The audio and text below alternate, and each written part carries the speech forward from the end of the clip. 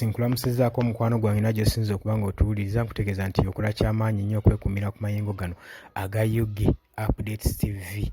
Kakati ekibiina kya PLU ekikulirwa General Muhoozi Kainerugaba kidimandinga apology era kifulumizza ekiwandiiko nga kiraga okusaba eri President wa National Unity Platform apology.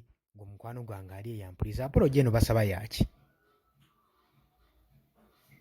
Olowooza apology eno basaba yaki gwe mukwano gwange ali eyampuliriza?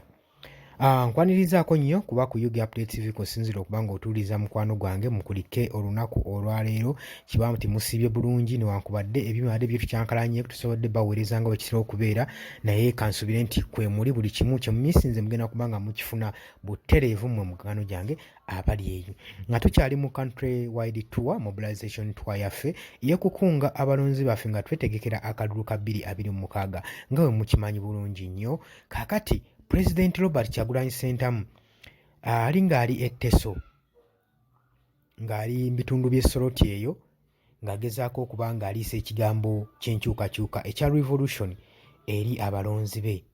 Kaakati omukulembeze wa PLU akereyiminga nti Robert Kyagulanyi Ssentamu yagenze n'ayasanguza ebigambo ebimuvvoola mbu nga bitatta n'erinnya lye ssaako n'okumuvumaganya naye ng'ensonga yabadde ntono nnyo. President Robert Kyagulanyi Ssentamu yali Essoroti ng'agezaako okwogerako eri abalonzi yabagamba nti nno ruling party oba ekibiina kino ekya General Muhoozi Kainerugaba abantu b'Essoroti ddala kituufu teri atakimanyi nti badde babatwalanga baddu era nga babatwalanga bassereevu eri abantu bano abakulembeze baffe abali mu buyinza. Robert Kyagulanyi Ssentamu wava n'akola statement ng'eyo nze siraba bukyamubwamu era siraba na nsonga gy'agenda mu maaso nakubanga yeetunda newankubadde ekibiina kisaba President Robert Kyagulanyi Ssentamu abeere mbu ng'awandiika apology letter nga yeetondera General Muhoozi Kainerugaba. Gulowooza gwe mukwano gwange ali eyampuliriza olowooza President Robert Kyagulanyi Ssentamu asaanidde okuba nga yeetondera General Muhoozi Kainerugaba era okumuwandiikira ebbankaluwa? Gulowooza ensonga eri concerned nnyo. Lwaki baakironzeyo ne bakikuliriza ate nga kyabadde kintu kitono nnyo nnyo nnyo ekibadde tekisaana wadde kukuliriza gwe mukwano gwange ali eyampuliriza?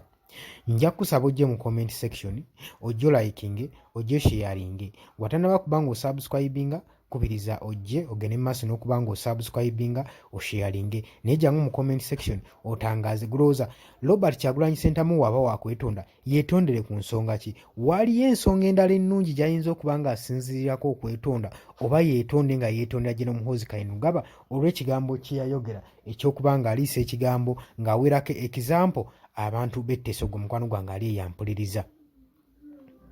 Abali e Bulaaya, abali emitala w'amayanja, abali e Dubai, abali e Bungereza, abali e USA, abali e Canada, abali e South Africa, abali e Saudi Arabia, abali e Dubai, baganda bange mbanirizaako nnyo.